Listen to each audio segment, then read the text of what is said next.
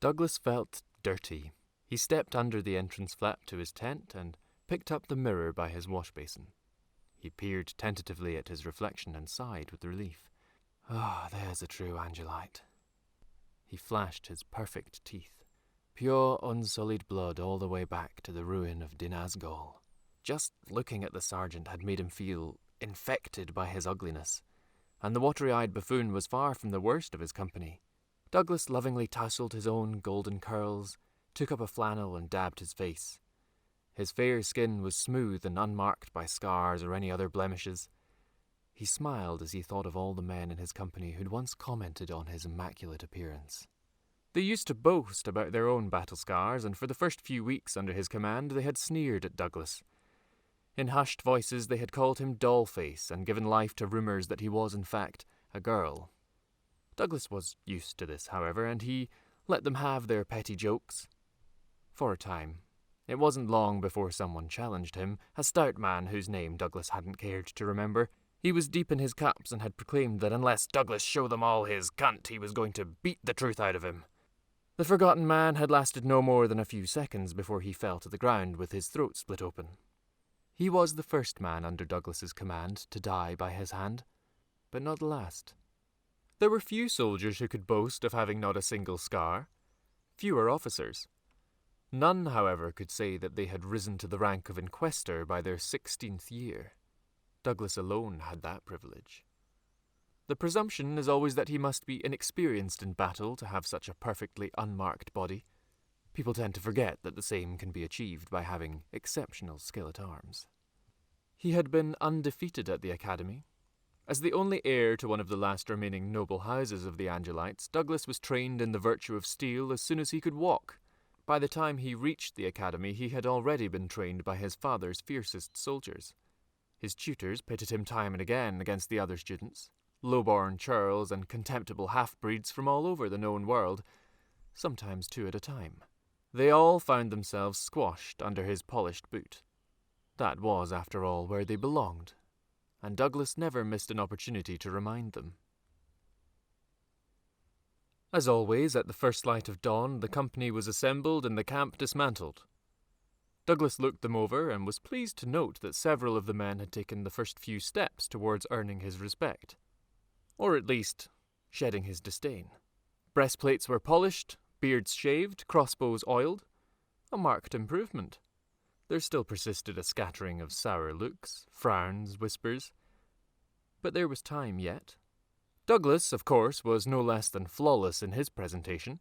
"If one expects to be followed, they first must lead," Jernigan wrote. His own armour, a tad more decorated, was glowing in the morning sun like a beacon of the lady's own light. His face, as always, was smoothly shaven. The pair of swords that hung at his hips, a gift from his father, had been freshly cleaned and were sharp as ever. He rested one hand on the pommel of the longer sword and raised the other for silence. 1, 2, 3, 4. Faster than usual. Very good. "Where is Ensign Britt?" said Douglas, scanning the assembly of faces for the man he'd had whipped the night before. They shuffled round briefly. "Here, sir," croaked a voice. "Step forward, Ensign." A young man stepped from the crowd, perhaps 2 years older than Douglas. His breastplate was polished to a marvellous lustre, and despite his obvious discomfort, there was a new spark of determination in his eyes. "I trust you slept well," smirked Douglas. That earned a nervous chuckle from a few of the men. The man named Britt straightened, winced, and slowly raised himself up to stand proud. He curled his hand into a fist and carefully raised his arm into a salute. "Sleep came no harder than was deserved, sir," he rasped. "And finally you are an Angelite worthy of the name."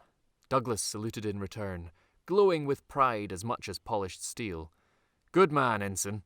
At ease." Britt smiled, or perhaps grimaced, and returned to his place in line. "Now then," said Douglas, addressing the entire company, "I must say, I see a great improvement in your form today. A great improvement. But the day is yet young. Continue to improve and we will do great things together, I promise you. I admit, when first I was given command of this company, I thought it an insult. Indeed, it may even have been intended as such. But I did not get to where I am today by sulking in the corner. No, I saw I had work to do. I still have work to do. Gods know you're far from bloody perfect. But we're improving. Isn't that right? A murmur of agreement. A few sour looks still. Brit had a look like that once. Many of you are unhappy with my command. I say it as a fact. I am sympathetic. It must be difficult for you taking orders from a man half your age. Less even. So I have been firm. But fair, I'm sure you would agree. Another murmur. A handful of baleful stares persisted, and from the corner of his eye Douglas saw as someone spat at the ground. He noted the man's plain features and peasant's posture. I can promise you this, said Douglas, meeting his eyes and daring him to present a challenge. I will always be firm. I will always be fair. Together, we will continue to improve. You might fight me every step of the way, but I will make Angelites of you. As the Radiant Lady is my witness, each of you will one day be worthy of my command. Or, he stared down his dissenters, one by one, you will swing from a tree and serve Our Lady as a warning to others. That is your choice, but we must all serve. Silence. A small few sour looks. Most had dropped their gaze. Fear is the father of order, Jernigan wrote.